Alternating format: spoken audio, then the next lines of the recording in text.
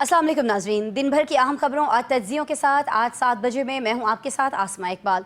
नाज़रीन, ज़मीन और फ़ज़ा में भारत को इबरतनाक शिकस्त के बाद सफारती महाज पर भी हसीमत का सामना है।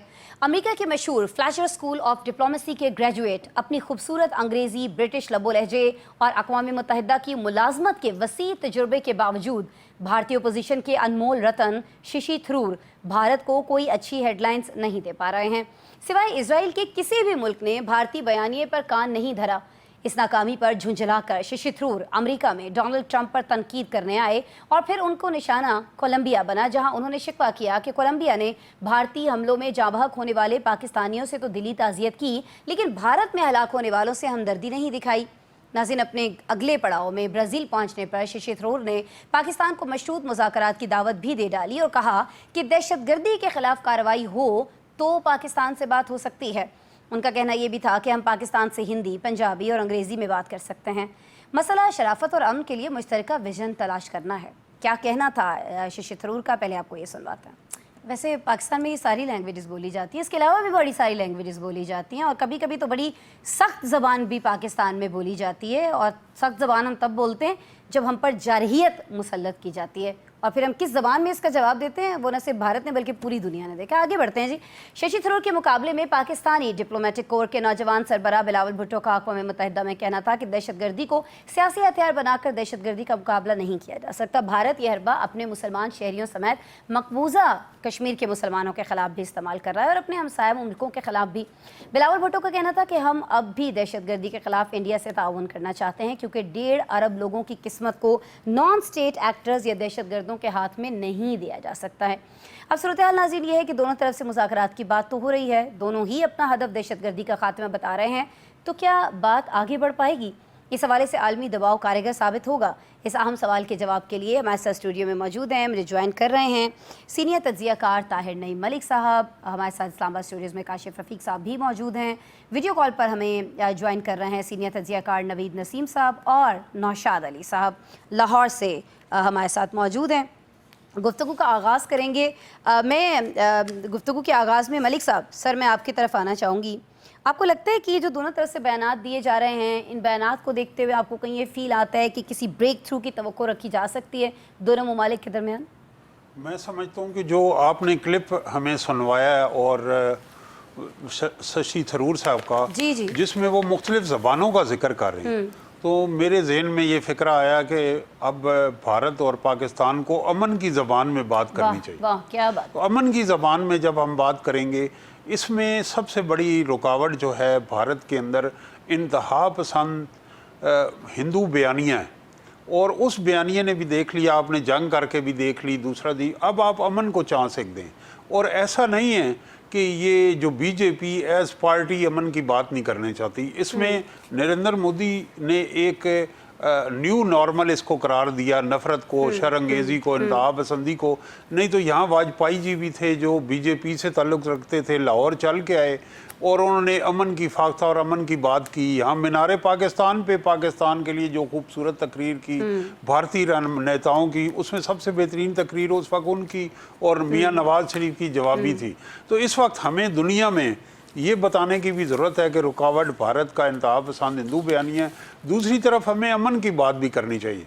जो अमन की बात यहाँ डोनाल्ड ट्रंप ने की, तिजारत को उन्होंने फोकियत दी, अभी हम यूरोप या ब्रसल जाएगा हमारा वफ्द, तो दुनिया में हमें, क्योंकि बात किए बगैर मामलात हल नहीं होंगे। बात हमें तो इंडस वाटर ट्रीटी पे, सिंध तास माहदे पे भी चाहिए, और बिहाइंड द सीन बात चल भी रही है।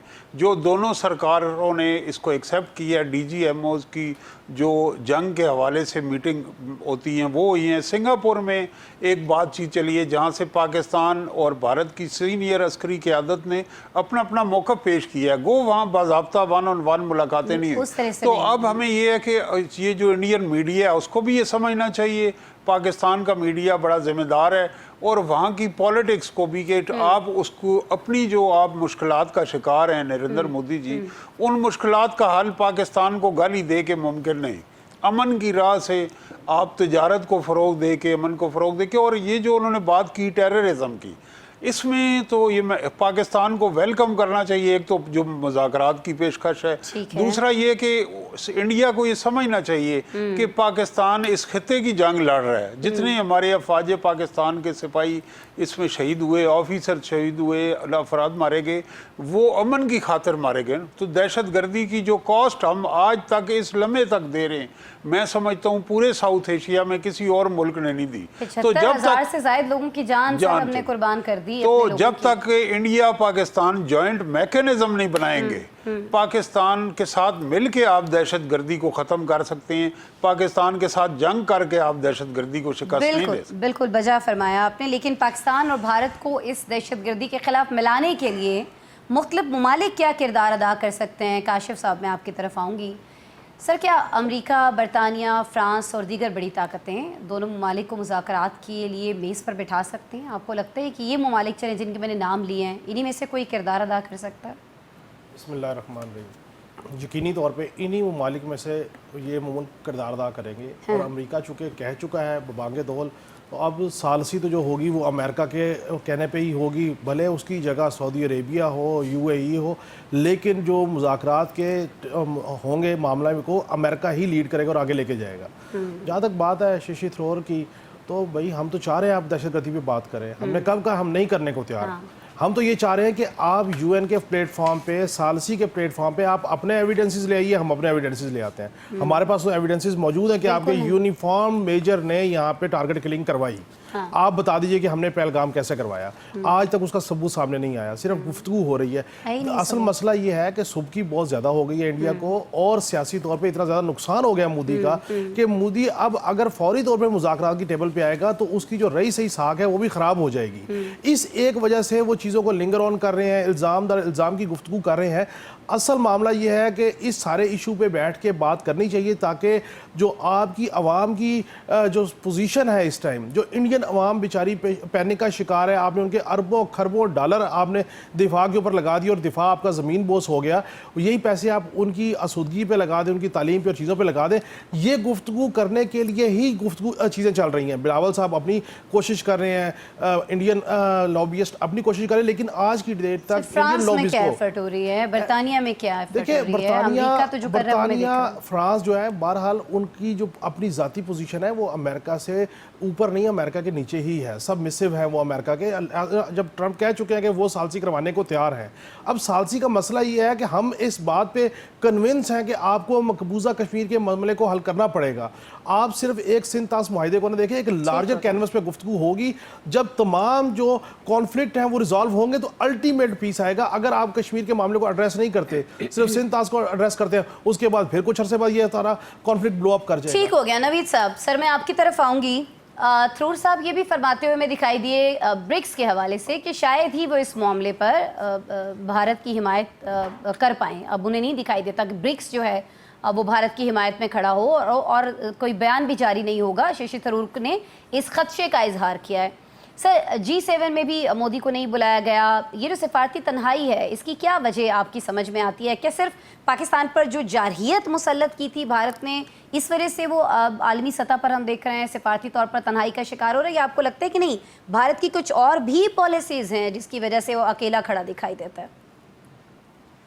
बहुत शुक्रिया आसमा। पहले तो आपने शशि थरूर की बात की, मैं सिर्फ शुरू यहाँ से करना चाहूँगा उनके लिए कि बहुत देर की मेहरबान आते आते अगर इससे पहले कि जब उनको ये पता चल गया कि उनका जो फॉल्स फ्लैग ऑपरेशन था पहलगाम वाला, उसका वो दुनिया में किसी भी मुल्क ने उसको ऑन नहीं किया और शशि थरूर की और इंडिया की बातों के ऊपर यकीन नहीं किया।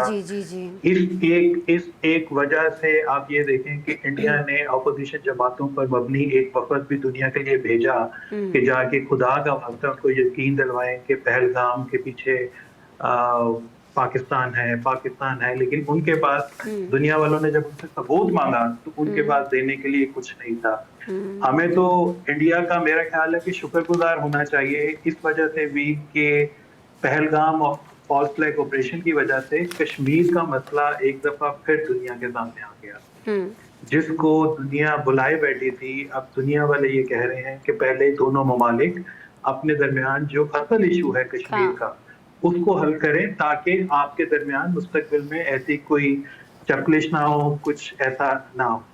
इसके अलावा आप एक और चीज देखें कि पहलगाम के बाद और इंडिया ने जो जारियत की, जिसका मुंह तोड़ जवाब मिला उसको, जी जी इंडिया ने जो सिंध तक मुआहदे को सस्पेंड किया, जी उससे लोगों को ये भी पता चल गया कि सिंध तक मुआहदे में क्या क्या खराबियां हैं, वो कितना वन साइडेड है। उसको एक फरीक किसी तीसरे मुल्क को फरीक मानने से इनकारी है और वो खुद से उसको कैसे सस्पेंड कर सकता है। तो मुझे ये लगता है कि एक ये भी इंडिया की जो फॉल्स फ्लैग ऑपरेशन था या जो उनकी पॉलिसी थी, उसका उनको खुद से नुकसान होने लग पड़ा है। एक और चीज आप ये देखें कि पहलगाम में जो कुछ हुआ, जी जी उसके ऊपर जो सिक्योरिटी फेलियर के ऊपर जो भी सवाल उठा रहा है, उसको गद्दार करार दिया जा रहा है। तो वहां पर एक बाजार लगा हुआ है लोगों को गद्दार करार देने का, जो कि सिर्फ ये पूछते हैं कि कश्मीर में जो कहा जा रहा था कि सब अच्छा है, सब अच्छा है, भारतीय हुकूमत का ये बयानिया मुकम्मल तौर पे बढ़ गया। इसके बाद हमें इसका एक और फायदा जो नजर आया वो ये कि भारतीय मीडिया जो था वो बुरी तरह से एक्सपोज हो गया। आप ये देखें कि भारत में अब इंतखाबात होने जा रहे हैं, जी अब वोटर मोदी को क्यों वोट देगा जब उसकी फॉरेन पॉलिसी जो है बकौल लोगों के और बकौल मीडिया के, कि जब अमेरिका इतनी उसके बुरी ऊपर तरह इतना से ज्यादा इतनी बुरी तरह से जब Yes. फ्लॉप हुई है और Yes. वोट देना तो बहुत दूर। अब तो ऐसा लग रहा है कि उनका जो करियर है, सियासी करियर जो है मोदी का, वो बिल्कुल भी खत्म हो चुका है। वो तो बस अब चलाए हुए हैं उसको किसी न किसी तौर, और कोशिश ये कर रहे हैं कि शशि जैसे लोगों से इसमें मदद ली जाए। लेकिन शशि को हम देख रहे हैं, आपकी इजाज़त से मैं नवीद साहब, नौशाद अली साहब की तरफ जाऊंगी। नौशाद साहब, शशि साहब ये फरमाते हैं कि जी ट्रंप का इंतज़ामिया का तो कोई किरदार ही नहीं था, ये जो पाकिस्तान और भारत के दरमियान सारी चीज़ हुई है। तो क्या आपको लगता है कि सीज़ फायर में ट्रंप इंतज़ामिया का किरदार तस्लीम किए बगैर शशि थरूर जो हैं उनके हाथ कुछ आएगा, कुछ मकासद, क्या कोई एक मकसद भी वो हासिल कर पाएंगे? बिस्मिल्लाहिर्रहमानिर्रहीम। देखिए आसमा, असल में वो एक आम सा मकूला है कि एक झूठ छुपाने के लिए आपको 100 झूठ बोलने पड़ते हैं। ट्रू। अब मसला ये है कि अगर अमेरिका का किरदार नहीं था तो किसका था?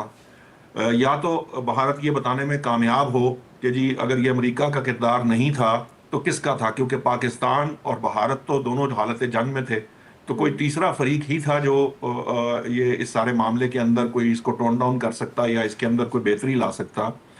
मुझे ना शशि थरूर साहब पे बड़ा रहम आता है आजकल। वो बेचारे पता नहीं उन पे क्या जिम्मेदारी मोदी साहब ने डाल दी है और उन्होंने ये जिम्मेदारी क्यों ले ली है, ये भी मेरी समझ से बालातर है, क्योंकि वो उनकी जमात के भी नहीं है।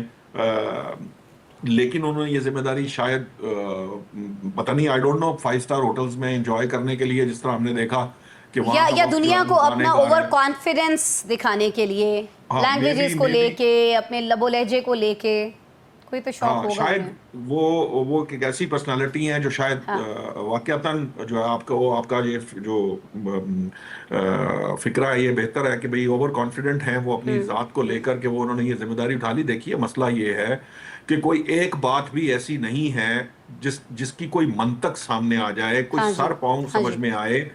आप शुरू दिन से आपने मामला झूठ से शुरू किया और झूठ से शुरू करने के बाद आप उसको प्रैक्टिकली आप जंग तक ले गए।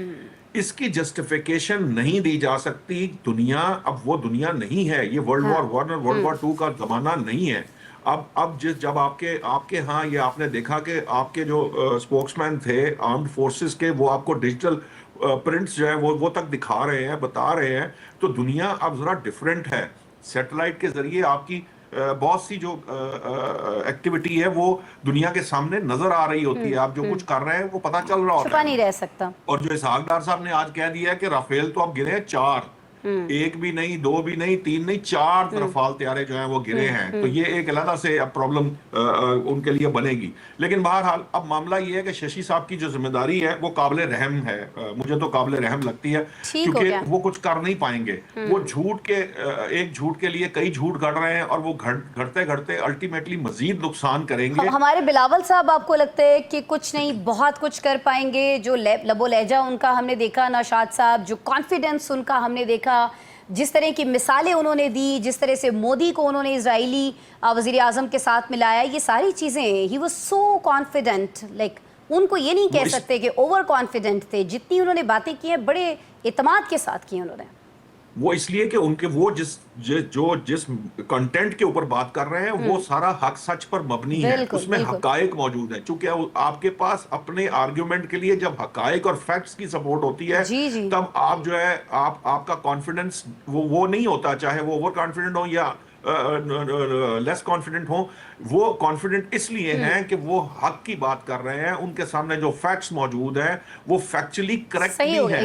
ये बड़ा इंपॉर्टेंट होता है, भी देखा है। ये बड़ा इंपॉर्टेंट होता है नौशाद साहब, बड़ा खूबसूरत पॉइंट आपने दिया कि जब आपको पता हो कि आप सही और सच बात कर रहे हैं और उसके कहीं ना कहीं शवाहिद मौजूद हैं तो आपका कॉन्फिडेंस ही और होता है। मलिक साहब, आप सर कुछ ऐड करना चाह रहे हैं? मैं कहना चाहूँगा, ये दुरुस्त कहा नौशाद साहब ने कि कंटेंट मैटर करता है, लेकिन बिलावल को देख के मैं कहता हूँ कि जितने फ्यूचर लीडर हैं नौजवान नस्ल के, वो मरियम नवाज हैं, वो मोनेस इलाही हैं, वो असफन यार वली हैं, बिलावल भुट्टो हैं। इनमें एक फ़र्क है, बिलावल भुट्टो एजुकेटेड एनलाइटेंड है, वो वेस्ट की जबान में बात कर सकता है, बाकी सलाहियत से महरूम है, और उसकी पॉलिटिकल लेगेसी बड़ी स्ट्रांग है। इन दो चीज़ों का क्रेडिट ना देना ज्यादती होगा। उसके ये नाना, उसकी वालदा, ये पाकिस्तान का मुकदमा लड़ते रहे। तो इसको जो बाकी लोग हैं, खानदान हैं, वो अच्छे हैं, लेकिन बदकिस्मती से उन्होंने तालीम से ज्यादा कारोबार में इन्वेस्ट कहीं ना कहीं लैग करते हैं। ये नई शुगर मिल खोल लो, पढ़ाई की जरूरत नहीं है। कहीं ना कहीं इस मैदान में लैग करते हैं। बिल्कुल बजा फरमाया आपने मलिक साहब। जी नवीद साहब, एक छोटा सा जुमला। देखें, लूजर का कॉन्फिडेंस अगर आपने देखना हो तो शशि थरूर को देख लें, और अगर एक विनर का कॉन्फिडेंस देखना हो तो आप बिलावल भुट्टो को देख लें। क्या बात, ये सबसे बड़ा हक। जबरदस्त। इसी बात पे एक ब्रेक ले लेते हैं, और ब्रेक के बाद जब आएंगे, कॉन्फिडेंट और ओवर कॉन्फिडेंट लोगों की बात हो रही है तो हो सकता है पीटीआई वाले नाराज़ हो जाएं, लेकिन मैं बात करूंगी ब्रेक के बाद बानी पीटीआई की, जिन्होंने ताज़ा तरीन ट्वीट की है, जिसमें उन्होंने एक बार फिर सख्त लबो लहजा इस्तेमाल करते हुए कहा है कि इस्टेब्लिशमेंट को तहरीक इंसाफ की ज़रूरत है, उन्हें या उनकी पार्टी यानी पीटीआई को बिल्कुल भी इस्टेब्लिशमेंट की ज़रूरत नहीं है। उन्होंने 3 वजूहात भी बताई हैं जिनके बिना पर वो कौम को मुत्तहिद करना चाहते हैं। 3 वजूहात क्या हैं और क्यों इतनी सख्त किस्म की ज़बान उन्हें अपने ट्वीट के अंदर इस्तेमाल करना पड़ रही है, इसको डिस्कस करते हैं ब्रेक के बाद। वेलकम बैक जी। जिक्र होगा बानी पीटीआई की ताज़ा तरीन ट्वीट का, जिसमें उन्होंने 3 वजूहात बताई हैं कि जी किस बिना पर कौम को मुत्तहिद होना चाहिए है। एक तो उनका कहना है कि भारत दोबारा हमला कर सकता है, दूसरा दहशतगर्दी का मुकाबला करना है, और तीसरा कमज़ोर मईशत। इन तमाम चीज़ों का मुकाबला करने के लिए कौम का यकजा होना, इकट्ठे होना, मजबूत होना बहुत ज़्यादा ज़रूरी है। इमरान खान ने आज जो ट्वीट किया उसमें कहा कि एहतजाजी तहरीक के दौरान उमर अयूब मेरी नुमाइंदगी करेंगे और सलमान अकरम राजा हिदायत पर अमल दरामद करवाएंगे, यानी पार्टी चेयरमैन बैरिस्टर गौहर अब 12वें खिलाड़ी होंगे। फिर बानी पीटीआई ने एहतजाजी तहरीक में माहरंग बलोच को भी शिरकत करने की दावत दे दी है और कहा है कि वो इस्टेब्लिशमेंट पर दबाव बढ़ाना चाहते हैं। कहीं ना कहीं ये दिख रहा है, ये ज़ाहिर उन्होंने तस्करा अपनी ट्वीट के अंदर नहीं किया। उनके एहतजाज की स्ट्रैटेजी क्या होगी, माहरंग बलोच का नाम लेकर वो क्या और किस पर क्यों दबाव डालना चाहते हैं, ये सारी चीज़ें मलिक साहब मैं आपकी तरफ आऊँगी। सारी चीज़ें उनकी कहीं ना कहीं चले, हम उन्हें ये बात भी अगर उनसे इत्तफाक कर लें, कहीं ना कहीं कुछ उनके सपोर्टर्स, मैं अपनी बात नहीं कर रही, अगर उनके सपोर्टर्स ये कह दें कि ठीक है जी इस्टेब्लिशमेंट को इमरान खान की ज़रूरत है, इमरान खान को इस्टेब्लिशमेंट की ज़रूरत नहीं है, बाकी बातें भी बजा उनकी अगर वो लोग मान लें, ये माहरंग बलोच वाले को किस तरह से वो जस्टिफाई कर पाएंगे। ये एंटी स्टेट जो लोग हैं, जब आप उनके साथ खुद को जोड़ते हैं, उनको शिरकत की दावत देते हैं ऐसे एहतजाज के अंदर, क्या मैसेज देना चाहते हैं आप? मेरे ख्याल में माजी में उन्होंने जो तहरीकें चलाई और वो नवंबर वाली तहरीक, अभी कुछ ज़्यादा वक्त नहीं गुजरा, वो मतलूबा नताइज और कामयाबी हम नहीं हासिल कर सकें। उसकी वजह क्या? उसकी वजह ये कि वो मुल्क गिर तहरीकें नहीं, अच्छा हो गया, उसके बाद कोई फॉलो अप नहीं हुआ, तो अब वो ये समझते हैं कि बलूचिस्तान की शमूलियत के बगैर मौसर तहरीक नहीं हो सकती। दूसरा उनका जो डायलेमा है कि वो रीच आउट नहीं करते, जिस तरह MRD हमारे यहाँ बनी, ARD बनी, PDM बनी। इंतखाबी इत्तेहादों की सियासत में मैं उनको ज़्यादा नंबर नहीं इसलिए नहीं देता, नाकाम दिखाई देते हैं कि वो बाकी जो सियासी फरीकैन हैं सोलो फ्लाइट के कायम वो हैं कायल, और उनको कहते हैं कि मैं इनसे बात नहीं करूँगा। ये है, इस दफ़ा उन्होंने हिकमत अमली में तब्दीली की है। सिंध के अंदर उन्होंने GDA को कहते हैं कि हम रीच आउट कर रहे हैं। जो तहरीक नफाज आइन है जिसके अंदर शायद खाकान अब्बासी हैं, मुस्तफ़ा नवाज़ खोकर जी, हैं, मिफ्ता इस्माइल है, इनको भी रीच कर रहे हैं। और जहाँ तक मारंग बलोच का है, और आपसे भी माजरत, ये अब बातें अपनी वक़्त खो गई हैं। BLA को मैं एंटी स्टेट कह सकता हूँ क्योंकि उन्होंने रियासत के खिलाफ जंग जारी की है, वायलेंस को यूज़ कर रहे हैं, टेररिज्म को। जहाँ तक एंटी स्टेट का लफ्ज़ है, ये नारा इतना हमने यूज़ किया कि अपनी इफादियत खोल गई। कल तक मियाँ नवाज शरीफ एंटी स्टेट थे, जरदारी एंटी स्टेट थे, और इमरान खान साहब भी इन्हें एंटी स्टेट कहला रहे थे। आज वो खुद उस सफ में आ गए हैं, बड़ी माजरत के साथ। तो इसको मेरे ख्याल है हमें भी किसी को मैंने तो नहीं कहा ना, DGISPR अपनी प्रेस ब्रीफिंग्स के अंदर कहते हैं, तो DGIS जो माजी के हैं, उन्होंने जनापुर के नक्शे भी दिखाए 90, अब वो लोग काबीना में बैठे हुए हैं। ऐसे भी यहाँ DG रेंजर सिंध रहे हैं जिन्होंने आसिफ अली जरदारी के खिलाफ प्रेस कॉन्फ्रेंस की। अब वो तकर्री के सफारतनामे उन्हें दिखाते हैं, आधा घंटा इंतजार करते हैं। तो मेरा मुंह ना खुलवाएं आप इस इशू पे। फरतुल्लाह बाबर साहब की किताब में वो सारी तफसीलात आ गई हैं। साफ़ियों को इस बयानिए पे, इस एजेंडा पे मैं लाख मना करूं, वो ऐसा बनते हैं साफ़ी, लेकिन नहीं बनना चाहिए क्योंकि ये बयानिए तारीख के कूड़ादान में दफन हो चुके हैं। यहाँ तो फातिमा जना, जुल्फ़कार अली भुट्टो, मोहतरमा बेनज़ीर भुट्टो और वली खान, गफ़ार खान, ये भी, अकबर बुख्ती भी एंटी स्टेट कहलाए गए। तो क्या पाकिस्तान को हासिल क्या हुआ? इस सब को एंटी स्टेट आपने करार दिया, हासिल क्या हुआ? तो अब हमें ये कि इंगेज करनी चाहिए, बातचीत करनी चाहिए। अगर हम इंडिया से बातचीत कर रहे हैं ना मलिक साहब, ये मैंडेट इंगेज करने के इमरान खान के पास तो नहीं है ना, वो तो हुकूमत के खिलाफ, एस्टेब्लिशमेंट के खिलाफ ये करने जा रहे हैं ना। आप जिनकी बातें कर रहे हैं, जिनको इंगेज करना चाहिए उनको करने देना इंगेज। भाई इमरान खान, भाई वो आपसे मैं एग्री करता हूँ कि उनके पास सियासी हिकमत अमली का फकदान है। वो जिन लोगों को खुद नामजद करते हैं, उन पे अदम एतमाद का इज़हार करते हैं, उनकी तंजीम नहीं है और पार्टी वन मैन शो है। और उसके दरमियान वो बहनों और दूसरी जो सियासी टीम है उनके दरमियान एक हमें हिकमत अमली की दो मुख्तलिफ राहें भी नज़र आती हैं। ये उनका असल अलमिया है। लेकिन बिल आखिर बात आज नहीं कल दो फरीकों को करनी होगी। आज नहीं करेंगे, कल करेंगे।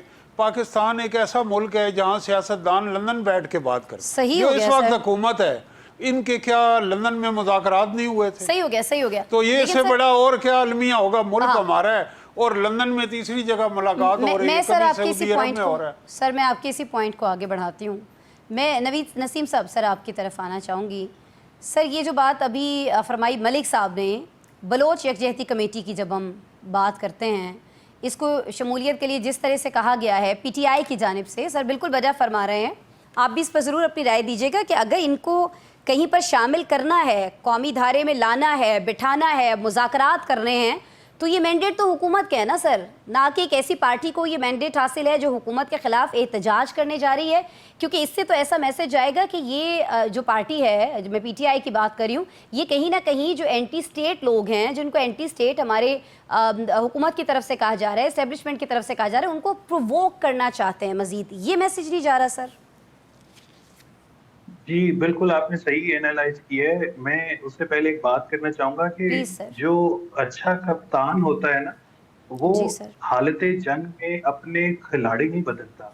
ये नहीं हो सकता कि वो एक दफा ये डिसाइड करे कि ओपनिंग बैट्समैन ये वाले दो जाएंगे और अगले मैच में वो ये डिसाइड करे कि दो वाले जो थे वो बिल्कुल नकारा थे, उनको तो बैट पकड़ना नहीं आता था, उनका फ्रंट फुट नहीं था, उनका बैक फुट नहीं था, अब मैं यहाँ से अगले दो खिलाड़ी भेजता हूँ। नहीं, लेकिन सर अगर उनको ये शक हो, सॉरी नवीद साहब, अगर उनको ये शक हो कि कहीं ना कहीं उनके किसी खिलाड़ी को खरीद लिया गया है किसी जानिब से, फिर तो उनका हक है ना कि वो खिलाड़ी चेंज करें। तो फिर उनको लेकिन फिर उनको ये पता होना चाहिए कि सबसे पहले उनसे ये सवाल किया जाना चाहिए कि क्या आपको आज तक यही नहीं पता चला कि आपके कौन से खिलाड़ी ये चीज और कब से बिके हुए और कब से बिके हैं। जी। और शायद आपने उनको वजीर आला या दीगर ओहदों पे बिठाया ही इसलिए है क्योंकि वो बिके हुए थे, वहां से हैं वो। ठीक है जी, वो वहां से हैं और वो आपके और उनके दरमियान एक पुल का किरदार अदा कर सकते हैं। आप इसके अलावा एक और चीज देखें, जो ये इमरान खान की जो रिसेंट ट्वीट आई है, उसके अलावा आप देखें कि अमेरिका में न्यूयॉर्क में टाइम्स स्क्वायर के ऊपर बिल बोर्ड के ऊपर मौजूदा हुकूमत और फौज के खिलाफ नारेबाजी शुरू कर दी फिर गई से है। हाँ जी, अब हाँ जी। आप एक दफा से दोबारा शुरू कर दी गई है।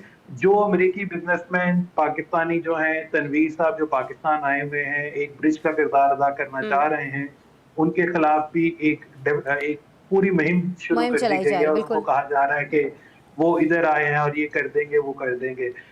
उमर अयूब को सारे इंतजाम दे दिए गए हैं। इसका मतलब ये है कि खान साहब जेल में बैठ के ये एक्सेप्ट कर रहे हैं कि उनकी जितनी स्ट्रेटजीज थी पहले एहतजाज की, वो सारी फेल हो गई हैं और अब वो अपनी आइंदा आने वाली स्ट्रेटजी में नए लोगों को आजमाएंगे। इसके अलावा आप एक और चीज देखें कि उनका ये बयान भी है कि अगर मैं जेल काट सकता हूं तो आप डरते क्यों हैं और सड़कों पे क्यों नहीं आते। इसका मतलब उनको बहुत सारी चीजों का एहसास होता जा रहा है, ठीक उनकी जो है। डेस्परेशन है। और ये पाकिस्तान जैसे मुल्क में कोई बंदा सड़क पे रहकर तो बड़ी मुश्किल से एहतजाज कर सकता है, खान साहब जेल में बैठ के कैसे एक एहतजाज को लीड कर सकते सर हैं। फिर वही बात आ गई जो जबकि पहले हुकूमत पहले सेगमेंट में सर हम डिस्कस कर रहे थे, मे बी लाइक वो बहुत ज़्यादा ओवर कॉन्फिडेंट हो रहे हैं नौशाद साहब। और मुझे ये भी बताइएगा कि वो इतना कॉन्फिडेंस कहाँ से आ गया उनमें कि अली अमीन गंडापुर को साइडलाइन करके वो ये समझ रहे हैं कि उनकी तहरीक मुतासिर नहीं होगी। सर वाकईतन ऐसा है, कुछ कुछ कार्ड्स हैं अभी भी क्या कप्तान के हाथ में जिनसे उनको लगता है कि भाई मैं किसी को भी हटा दूं कोई फ़र्क नहीं पड़ने वाला। देखिए, मुझे तो लगता है कि ये जो ओवर कॉन्फिडेंट वाली बात है ये किसी हद तक दुरुस्त भी है, लेकिन मेरे हिसाब से इसके अंदर एक मैसेज भी है। और जी सर। मैसेज उन लोगों के लिए है जो उनकी पुष्टपनाही करते रहे हैं, और वो बैरूनी ताकतें जो समझती हैं, जो आवाज़ें देती हैं कि जब हमारी फौजें दाखिल हों तो जनाब पाकिस्तान तहरीक इंसाफ के दोस्त जो हैं वो हमारे साथ शामिल हो जाएं, ये कर लें, वो कर लें। तो ये उन्हीं को ये मैसेज देने की कोशिश की जा रही है कि मैं अभी जिंदा हूँ, मैं अभी तक मेरी एक जमात मौजूद है और मैं यहाँ प्रोटेस्ट करके दिखा सकता हूँ। आप मुझे कोई एक वजह बता दीजिए इन हालात के अंदर, जो इस वक्त मौजूदा हालात में जो मुल्क जिन हालात से गुजर रहा है, वहाँ इस तरह की किसी एहतजाजी किसी तहरीक की कोई गुंजाइश है? क्या हम वाकईतन जंग से बाहर आ चुके हैं? क्या पाक भारत ताल्लुकात जो हैं वो दोबारा नॉर्मल हो चुके हैं? क्या हमारा सिंतास मुआहिदा जो है वो बहाल हो चुका है? क्या हमने आइंदा ना जंग करने का कोई मुआहिदा कर लिया है? बात यह है, ये समझने की बात है लोगों को, जिनको बात समझ नहीं आती कि जिस दिन भारत ने वहां हमला किया था, वहां बलूचिस्तान में दर्जनों के हिसाब से हमले भी किए गए थे, जो जिनमें से कुछ आपकी नजर तक पहुंचे, कुछ नहीं पहुंच सके। तो ये वो तमाम ताकतें जो एक्चुअली एंटी पाकिस्तान फोर्सेस हैं, वो उनको पैगाम दिया गया, और उनको पैगाम इसलिए दिया गया है, ये जो खास तौर पर मारंग बलोच की बात की गई है, मारंग बलोच क्या कर सकती है क्या नहीं कर सकती, ये एक बिल्कुल डिफरेंट बात है। वो एंटी स्टेट एक्चुअली है नहीं है, ये भी एक बिल्कुल डिफरेंट डिबेट है। इस वक्त जो महारंग बलोच का जो कलर आपके सामने है, या जो उनका जो इमेज आपके सामने है, या जो पर्सनालिटी आपके सामने है, उस सूरत में पाकिस्तान तहरीक इंसाफ जब उनको उनके साथ एसोसिएट करेगी, तो वो आप वाली बात ही है कि अल्टीमेटली ये बात बड़ी सीधी हो गई कि जी आप एस्टैब्लिशमेंट के खिलाफ खड़े होने जा रहे हैं। और अगर आप एस्टैब्लिशमेंट के खिलाफ कोई प्रोटेस्ट करने जा रहे हैं, तो आप क्या चाहते हैं कि आप मुल्क में दोबारा कोई नौमई करना चाहते हैं? आप दोबारा कोई ऐसा कोई तहरीक जो है वो लॉन्च कर रहे हैं? एक्चुअली ये सारी चीजें समझने की हैं। ये जो आप ऑल इन करना चाह रहे हैं, तो फिर नौशाद साहब मशवरे कौन दे रहे हैं? मुझे तो कभी कभी लगता है हैक हो गया उनका अकाउंट, कोई और ट्वीट कर जाता है और ऐसी ट्वीट कर जाता है जो चाहता है कि भाई अंदर ही रहें बानी साहब। नहीं, मैं नहीं समझता। ये ऐसी बातें।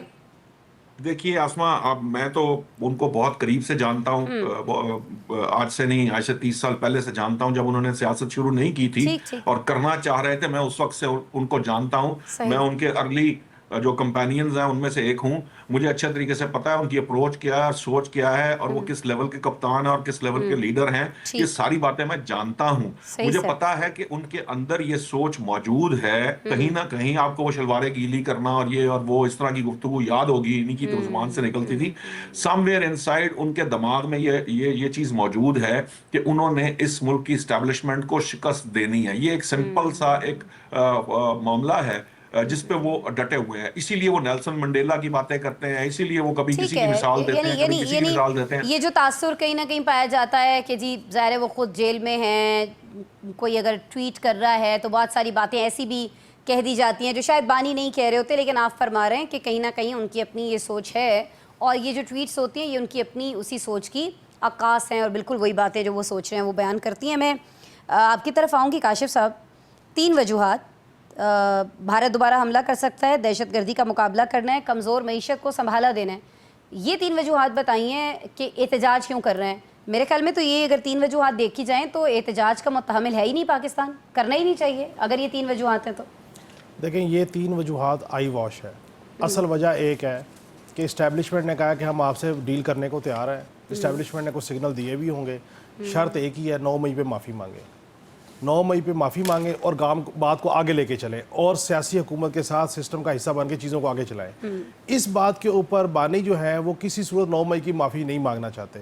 हर्डल पहले दिन से एक ही है, 2 साल से हम तवातर से कह रहे हैं कि 9 मई पे माफ़ी मांग ले, चीज़ें आगे चला लें। अब तो खुद नहीं मांग रहे हैं ना, नहीं मांग रहे, अब क्या होगा अब आगे next? मामला ये है कि पीटीआई के अंदर असद कैसर वगैरह ने मौलाना फजल रहमान साहब के कहने पे जो काम करना था उनकी सारी स्ट्रेटजी फ्लॉप कर गई। उमर अयूब जो है बेसिकली ये अली अमीन गंडापुर का फैक्शन है।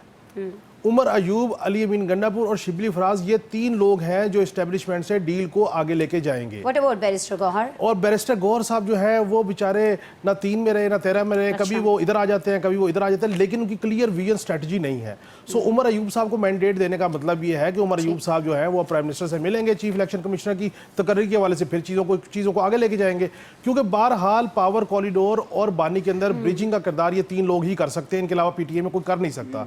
और चौथी बात जो आप ये बात करी, देखें तहरीक ना चलाएं तो और क्या करें। अब वो चाहेंगे हम ऐसा मोबिलाइजेशन करें, प्रेशर डालें कि वो कहें जी आप 1 कदम 9 मई से पीछे हट जाए, हम 2 कदम आगे आ जाते हैं, हम लोगों से ला ताल्लुकी कर लेते हैं, तो चीज़ों को आगे लेके जाएंगे। मैं ये ज़ाती तौर पे समझता हूँ ये तमाम ऐलानात, ये तमाम गुफ्तगू, ये तमाम बातचीत जो है ये उस बंद दरवाजे को खोलने की तरफ कोशिश है कि शायद वो दरवाज़ा खुल जाए। और मुझे तवक्को है कि ईद के बाद शायद दरवाज़ा जो है वो खुल जाए। अब उसमें से बाहर आ सकते हैं, नहीं आ सकते, इसमें टाइम लगेगा। ठीक है, लेकिन मुज़ाकरात के लिए कहीं ना कोई अंदर शायद जा पाए या कुछ ऐसे मामलात बढ़ पाएँ। नाज़रीन, ब्रेक ले लेते हैं प्रोग्राम में। और जैसे ये इमरान खान साहब ने अपनी ट्वीट में पैगाम पहुंचाया लोगों तक कि मुल्क की मईशत को लेकर भी वो चाहते हैं कि कौम को यकजा होना चाहिए। उन्हें कौम को यकजा करने का बेहतरीन तरीका ये लगता है कि वो एक एहतजाजी तहरीक जो है वो चलाने जा रहे हैं ईद के बाद। लेकिन जी ईद के फ़ौरन बाद से हम देख रहे हैं कि अब बजट जो है वो पेश किया जाएगा और कहा यह जा रहा है कि स्टाफ लेवल मुआहदे के तहत मंजूर कराने की शर्त रख दी है IMF ने हमारे जो आइंदा माली साल का बजट है उसको। और कहा यह जा रहा है कि बजट की जो असल मंजूरी है वो असम्बली से नहीं IMF से होना है। बहुत ज़्यादा इस पर तनकीद हो रही है। हम भी कुछ इसमें अपने जो पैनलिस्ट हैं इनसे इनकी राय जानेंगे ब्रेक के बाद। वेलकम बैक जी। कुछ बात होगी आने वाले बजट की। हुकूमत बजट की तैयारियां कर रही है और उसका कहना यह है कि वो आवाम को रिलीफ पहुंचाने की हर मुमकिन कोशिश करेगी। कहा यह भी जा रहा है कि इस बार 17.5 खरब के हजम का बजट पेश होगा जिसकी मंजूरी के लिए IMF शराइत पर शराइत रखती दिखाई देती है। हुक्म यह है कि आइंदा वफाकी और सूबाई हुकूमतों के बजट में IMF की तमाम तयशुदा शराइत पर अमल दरामद किया जाए। सूबाई हुकूमतें अखराजात कम करने की तहरीरी ज़मानत दें और कारोबार का माहौल बेहतर बनाने के इक़दाम को यकीनी बनाएं। ये सब बहुत अच्छा है नाज़रीन, लेकिन ये सवाल अपनी जगह है कि क्या अब असल में बजट IMF से मंजूर होना है। और अवामी बात यह भी है कि क्या तनख्वाहदार तबके के लिए कोई रिलीफ के इम्कानात हैं। IMF से दिफाई बजट से छेड़छाड़ अगर वो कर रहा है या नहीं करेगा तो क्या बड़े बड़े जागीरदारों को ज़रूरी टैक्स नेट में लाना मुमकिन हो पाएगा। ये सारे सवाल हैं। IMF क्यों छेड़छाड़ कर रहा है भाई हमारे बजट से। मलिक साहब आप बता देना। मतलब ठीक है स्टाफ लेवल मुआहदे के तहत मंजूर कराने की बात हो रही है तो लग तो हमें यही रहा है कि हमारा बजट जो है वो IMF ही बना रहा है।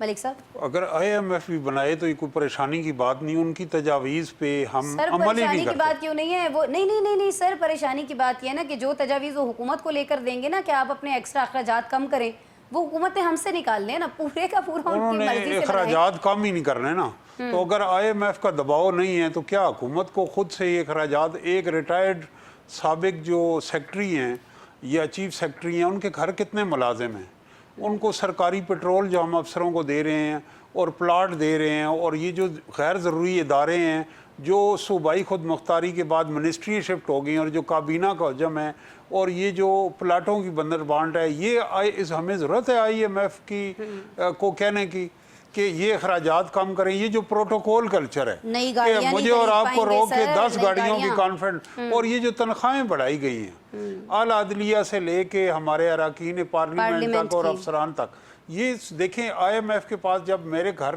के खर्च नहीं चल रहा और मैं आपसे कर्ज लेता हूँ तो फिर आपका मेरी मईशत में कहने का इख्तियार हो गया।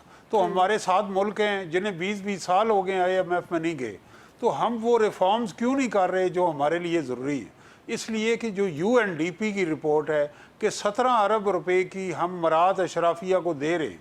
आप ये देखें कि बड़े बड़े जो घर हैं, इस्लामाबाद के अंदर एक D12 सेक्टर है जहाँ 20 करोड़ का प्लाट है और वहाँ आपको फ्री में वो प्लाट इशराफिया को दिया जाता है। क्यों दिया जाता है? अगर किसी का फ्री प्लाट पे सरकारी ज़मीन पे हक है तो उसका हक होना चाहिए ना, जिसका जो कच्चे घर में रहता है, जिसकी छत टपकती है, और 4-4 प्लाट हम इन्हें दे रहे हैं। क्वेश्चन क्यों नहीं इनके ऊपर करते? और इनकी तनख्वाहें हम बढ़ा रहे हैं। जहाँ तक ज़राई टैक्स का मामला है, सर प्रोड्यूसर साहब ने दौरान प्रोग्राम आपके लिए एक सवाल जी रिक्वेस्ट कर रहे हैं। जीशान साहब कह रहे हैं कि नाइजीरिया कर्ज लेता है IMF से, वापस कर देता है, फ्री हो जाता है, तो फिर हम क्यों नहीं ऐसे कुछ कर पा रहे? देखिए हम कर्ज, क्योंकि हमारी कॉमन मैन तो यही पूछेगा ना सर। इकोनॉमिक ग्रोथ नहीं है ना। हम 30 साल बैठे रह गए, ओवरसीज पाकिस्तानी है, पैसे बाहर से भेजते हैं, मुल्क चलता रहा। अब जो ओवरसीज पाकिस्तानी हमें सालाना अरबों डॉलर भेजते हैं, उसके मुताबिक हजम हमारे बैरूनी कर्जों का हो गया है। एहसन इकबाल साहब ने क्या कहा है कि बजट के अंदर निस्फ जो पैसा है वो कर्ज अदा करने में हो जाएगा। उसका नुकसान क्या हुआ है जरा सुन ले। PSDP जो अवाम का तरक्याती प्रोजेक्ट का बजट होता है, उसमें 118 मंसूबे कैंसिल करने पड़े। और हम किसको वो इसी तरह शराफिया को मराद देते रहे। वो रिटायर हो के भी 10-10 मुलाजिम उनके सरकारी खर्च पे घर काम करते रहे।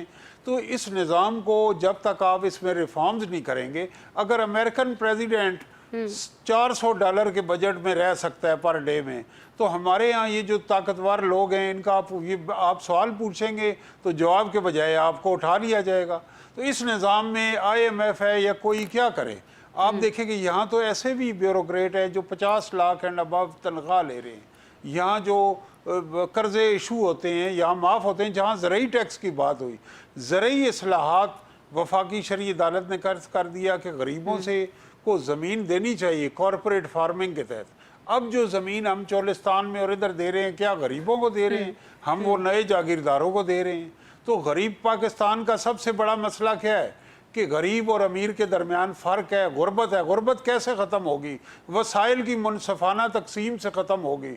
गुर्बत बेज़मीन लोगों को ज़मीन देने से होगी। हम ज़मीनें किसे दे रहे हैं? हम ज़मीनें किन लोगों को दे रहे हैं जो पहले ही अरबपति हैं? ये आप बताएंगे CDA के अंदर एक आखिरी बात 5 सेकंड में करना चाहता हूँ कि CDA के चार्टर में ये लिखा है कि वो लो इनकम ग्रुप्स गरीब लोगों के लिए हाउसिंग का बंदोबस्त करेगा। पहली दफ़ा CDA की तारीख में ये हुआ है कि CDA ने एक निजी हाउसिंग सोसाइटी से JV की है और वो लॉन्चिंग प्राइस 5 मरले की करोड़ों रुपए में है। तो ये शर्म का मकाम नहीं? क्या पाकिस्तान इसलिए बना था कि सरमायादारों जागीरदारों की हवस ज़र का रियासत बंदोबस्त करेगी और गरीब आदमी को? और इसमें इस्लाम पसंद जो हमारे दोस्त हैं वो भी इसमें आवाज़ नहीं उठाते। वो वफाकी शरई अदालत का फतवा हो कि ये तो कुफर है गरीबों को ज़मीन देना। तो ये बिका हो जिस निज़ाम में ये उलमा भी इस निज़ाम का हिस्सा है सरमायादारों और जागीरदारों के साथ। सर तमाम ही सेक्टर्स में ये सारी चीज़ें हो रही हैं। आपने तो चलें एक निशानदेही की CDA है, बाकी भी हवालों से आपने बात की, बजा फरमाया। लेकिन ये जब आपने कहा ना कि तब तक हम तरक्की नहीं कर सकते जब तक मुल्क के अंदर जो वसाइल हैं उनका मुनसिफाना तकसीम नहीं होती, तो सर फिर इस हिसाब से तो नवीद साहब फिर तो हम कभी तरक्की नहीं कर सकते।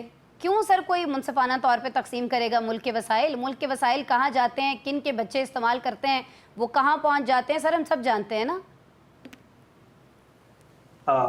अभी आपके कान में जिशान साहब ने एक सवाल किया मलिक साहब के लिए, अगर उसका जवाब ब्रीफली मैं दे सकूं कि नाइजीरिया जो है वो कैसे निकला। Please sir. उसने सबसे पहले तो तेल पर जो इन्हसार था उसको कम किया, ज़राअत, इंफॉर्मेशन टेक्नोलॉजी, मैन्युफैक्चरिंग और जो दीगर शोबाजात थे उसके ऊपर ज्यादा तवज्जो दी।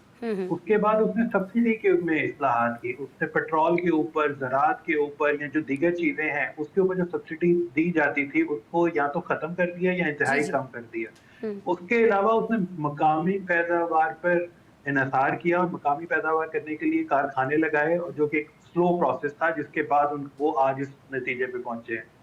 इसके अलावा ज़र मुबादला की उन्होंने एक खास पॉलिसी बनाई जिसकी वजह से आज वो IMF से और बाहर निकलने में पहुंचे हैं। और आखिरी जो चीज उन्होंने की, उन्होंने बैरूनी कर्जों से ज्यादा अंदरूनी कर्जों के ऊपर अंदरूनी कर्जे लेने शुरू किए, जिससे ये हुआ कि उन्होंने जो IMF और जिक्र वर्ल्ड बैंक और जो एडीबी इनके ऊपर जो इन्हिसार था उनका वो कम हुआ। खत्म हो गया, उनका पहले खत्म कम हो हुआ गया। फिर खत्म हुआ, अब आ सही। जाए आप पाकिस्तान, जी, ये कौमी इक़्तिसादी कौंसिल की मीटिंग की तरफ अगर आए तो आप पाकिस्तान का अलमिया देखें कि पाकिस्तान में वर्ल्ड बैंक के वफद के साथ पहले मीटिंग होती है और कौमी इक़्तिसादी कौंसिल की मीटिंग जो है वो बाद में होती है। जी जी। ये बजाय कौमी इक़्तिसादी कौंसिल में वज़राए आला से ये पूछने के कि आप बताएं क्या-क्या खर्चे कम कर सकते हैं, आईएमएफ ने मीटिंग के बाद उनको बताया जाता है कि आपने ये भी नहीं करना, आपने ये भी नहीं करना, हाँ, ये आपने हमें ऑर्डर्स भी आए हैं नहीं वहाँ करना। से।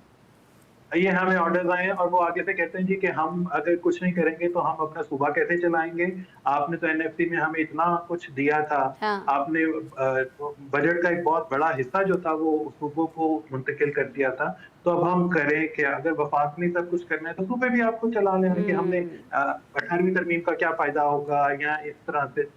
दूसरा, आप एक चीज देखें कि पाकिस्तान में जो लोग एक बहुत बड़ी क्लास कह लें या कुछ पाकिस्तान की पॉपुलेशन का कुछ पॉइंट समथिंग परसेंट कह लें, वो ऐसे लोग भी हैं जिनके पास इतना पैसा है कि वो आईएमएफ को भी लोन दे सकते हैं अगर वो मिलकर चाहें तो। आप मुझे ये बता दें कि पाकिस्तान में हुकूमत कभी ये तो नहीं कहती कि हमारे जहाज जो हैं या हमारा ट्रैवल जो है या हमारे एक्सपेंसेस जो हैं वो हम कम कर रहे हैं ताकि हम इन चीजों को पूरा कर सकें। जहां तक आखिरी पॉइंट, दफाई बजट अगर पाकिस्तान ने बढ़ाना है जो कि इस वक्त की जरूरत है, तो आईएमएफ ने कह दिया है कि आप दफाई बजट जरूर बढ़ाएं, बट जो उसका डिफरेंस आएगा वो आपने खुद से पूरा करना है। तो वो डिफरेंस कौन से पूरा किया जाएगा? मैं वो यही ऐसे पूरा किया सवाल जाएगा। नौशाद साहब से पूछ लेते हैं सर, ये बड़ा इम्पोर्टेंट पॉइंट है। नौशाद साहब, आपने सुनी नवीद साहब की गुफ्तगू, दिफाई बजट के हवाले से वो बात कर रहे हैं। कहा यह जा रहा है कि आईएमएफ ने दिफाई बजट में इजाफे और तनख्वाह पर जो टैक्स रिलीफ है, ये ज़ाहिर है कि दो बड़े मुतालिबात थे, ये पाकिस्तान के ज़रूर तस्लीम कर लिए हैं। तो आपको नहीं लगता कि ये जो तनख्वाह में इजाफा है, सफ़ेद पोश तबके को कहीं ना कहीं से रिलीफ ज़रूर मिल रहा होगा? और बाकी मैं चाहूँगी कि जो सवाल अभी नवीद नसीब साहब ने उठाया दिफाई बजट को लेकर, इस पर ज़रूर सर आप तबसरा करें। देखिए, दिफाई बजट का जो मामला है, अगरचे उस पर बहुत आर्ग्यूमेंट होता है। अब इस वक्त इस सिचुएशन के अंदर तो हम शायद उसके ऊपर तनकीद करने की पोजीशन में नहीं होंगे। अगरचे हमेशा से हम उस पर तनकीद करते रहे हैं, ये बात दुरुस्त है। लेकिन मसला ये है कि ये बात, इसमें मुझे बाज़ औक़ात ना एक चीज़ तो बड़ी समझने वाली है। आईएमएफ एक लैंडिंग इदारा है। इसको आप एफएमआई कर लें, इसको एमएफआई कर लें, इसको एबीसी कोई भी नाम दे दें। देखिए, एक लैंडिंग जो इदारा है, जब आपको वो कर्ज देता है, बिल्कुल उसी तरह जिस तरह आप, वैसे तो आप जाएंगे आपको कर्ज ही नहीं मिलेगा लेकिन अगर आप किसी बैंक से कर्ज लेने जाएं तो उसकी कुछ रिक्वायरमेंट्स होती हैं, वो आपको पूरी करनी है और उसके बाद आपको इंस्टॉलमेंट देनी है। आईएमएफ का मसला ये है कि चूंकि वो मुल्क को कर्ज देता है, इसलिए वो इंश्योर करता है कि वो कर्ज जो है वो उसको वापस मिल सके और उसके लिए जो है वो अपनी तजावीज देता है कि आप उसमें बेहतरी ला सके। आईएमएफ कभी आपको निटी ग्रिटीज में नहीं पड़ता। वो ये नहीं कहता कि आप 2% टैक्स बढ़ाएं या 1% कम कर दें। उसका मकसद ये होता है, वो जो तजावीज देता है उसका मकसद ये होता है कि मईशत को किन किन लाइन्स में प्रॉब्लम है और उसको आपने कैसे सुधार सकते हैं। अब आपकी मर्जी है आप उसमें क्या करना चाहते हैं और क्या नहीं करना चाहते। मसला ये है, ये जो मलिक साहब ने जहां से बात शुरू की थी ना, देखें ये बड़ा सिंपल सा फॉर्मूला है किसी भी घर के बजट का कि आपकी आमदन जो है अगर वो आपके अखराजात से ज्यादा रहेगी तो आप लोग जो है वो बेहतर जिंदगी गुजारेंगे। लेकिन अगर आप कर्ज की मै लेके पीना शुरू कर देंगे तो अल्टीमेटली क्या होगा कि आप पे कर्ज उस हद तक चढ़ जाएगा कि आप फिर जो है ना अपना घर भी बेचेंगे और अपना सारा कुछ बेचेंगे और जब आप अपने एसेट्स बेच देंगे या बेचने के लिए रख देंगे तो फिर आपकी फिर ये जो सेल्फ, जिसे कह लीजिए कि ये जो आपकी जो इज्जत और जो आपकी अना है या जो आपका अपना अमल दखल है, ये जो आपकी खुद से काम करना चाहिए वो नहीं रहता। फिर आपको जो जिसने कर्ज दिया हुआ है उसकी बात आपको सुनना पड़ती है। असल मामला ये है कि अखराजात में जब तक कमी नहीं होगी, स्मार्ट गवर्नमेंट का कॉन्सेप्ट पाकिस्तान में नहीं आएगा, तब तक आप अपने मसाइल को हल करने की पोजीशन में कभी भी नहीं आ सकते। हाँ, लेकिन अभी बहुत सारी खबरें ऐसे भी आ रही हैं काशिफ साहब, जिससे लग रहा है कि हम अपने मसाइल जो बढ़ाने जा रहे हैं। कमी तो बहुत दूर की बात, कुछ ज़राअत की बात कर लेते हैं सर। कहा जा रहा है खाद पर 10% और ज़रूरी जहर जो है, ज़ाहिर जो किसान हमारे इस्तेमाल कर रहे होते हैं, बड़ा इंपॉर्टेंट भी है हमारी फसलों के लिए, उस पर 5% टैक्स के लिए भी दबाव है। तो सर इस तरह से तो सारी की सारी हमारी जो ज़राअत है, काश्तकार जो है वो तो चारों चाने चित हो जाएगा सर। तो ये बोझ तो यूज़र्स पे ही आएगा फिर, ज़ाहिर है अगर उन पे बोझ पड़ेगा, अशिया महंगी होंगी तो वो तो यूज़र पे ही आएगा फिर। देखिए, जब आपने आईएमएफ के कहने पे बजट बनाना है तो फिर आपको आईएमएफ की बात माननी पड़ेगी। अब आपने जब अपने अखराजात कम नहीं करने, अपने अल्लाह तल्ले ख़त्म नहीं करने या उनको कम नहीं करना, तो फिर अल्टीमेटली आपने अपनी इनकम को मैक्सिमम शो करना है। उसके लिए आपका एग्रीकल्चर का सेगमेंट हो, आपका इंडस्ट्री का सेगमेंट हो, आपका ट्रेड का सेगमेंट हो, आपका सर्विसेज का सेगमेंट हो, आपको उन तमाम के ऊपर टैक्सेस में इजाफा करना पड़ेगा। अब अगर हमारी एग्रीकल्चर इनपुट जो है वही महंगी हो जाएंगी, उसमें पेस्टिसाइड्स हों, उसमें खाद हो या दीगर जो चीज़ें हैं इनपुट महंगी होंगी, तो अल्टीमेटली अजनास की कीमत ज़्यादा होगी। आपने देखा है कुछ अरसा पहले गंदम की कीमत को लेके कितना वावेला हुआ था। उसकी वजह यह थी कि जो किसान हैं उनकी इनपुट महंगी थी और उसकी आउटपुट कम थी। सो मैं ये समझता हूँ कि अब अगर आपने दिफाई तौर पे पाकिस्तान का एक सिक्का बंद सिस्टम हो गया है, हमारी ट्रेड ऊपर जा सकती है, हम ममालिक के साथ ट्रेड ऊपर लेके जा सकते हैं, एक्सपोर्ट को बढ़ा सकते हैं। उसके लिए आपको एक मजबूत पॉलिसी बनानी पड़ेगी, ट्रेड पॉलिसी, कि आप किस तरीके से एक्सपोर्ट की इनपुट को कम करें, किस तरीके से आप मैन्युफैक्चरिंग की इनपुट को कम करें ताकि हम अपने एक्सपोर्ट को जेन्युइनली ऊपर लेके जाएं, किस तरीके से हम अपना ह्यूमन कैपिटल बाहर भेजें ताकि वहाँ से हमारा जो इनपुट है वो ज़्यादा बेहतर आए। असल में इस सारे के लिए ज़रूरी है किरदार, और अगर किरदार ही ऐसा हो कि आपने एक जो कौम है और जो लोग हैं वो एक इलीट सुपर इलीट क्लास की ज़िंदगी गुजारे और एक जो है 2 टाइम की रोटी से तंग है, तो इतना जो फ़र्क है दौलत का वो हमेशा जो है नुकसानदेह होता है। मैं ये समझता हूँ कि जिस तरीके से ये सारी चीज़ें हुई हैं, और एक इंपॉर्टेंट चीज़, आप छोड़े टैक्स बढ़ाने को, आप ज़ीरो टॉलरेंस क्रिएट कर दें करप्शन के ऊपर। आप क्यों नहीं इसके ऊपर लेके आते? क्या आप पूछे पिछले 20 साल में लोगों ने क्या क्या माल बनाया, क्या ब्यूरोक्रेसी ने, क्या पॉलिटिशियन ने, क्या हम करप्शन की तरफ जानने को तैयार नहीं है, हम करप्शन के ऊपर गिरफ्त करने को तैयार नहीं है। हमने आज तक देखे 3-4 सालों में हमें नहीं पता लगा कि किसी को करप्शन के ऊपर सजा हुई हो। उल्टा जो कारोबार कर रहा है, जो टैक्स दे रहा है, उसको एफबीआर और रगड़ा निकाल रहा है, उसको ब्लैकमेल कर रहा है कि आप अपना टैक्स मजीद बढ़ा दें। इस तमाम हथकंडों से मईशत सस्टेनेबल तरीके से ऊपर नहीं जा सकती। ठीक हो गया जी, बहुत शुक्रिया आप तमाम साहिबान का। नाज़रीन, आपने प्रोग्राम देखा, आपका शुक्रिया। कल दोबारा हम आपसे मुलाकात कर रहे होंगे। अपना बहुत सारा ख्याल रखिएगा। अल्लाह ने के बाद।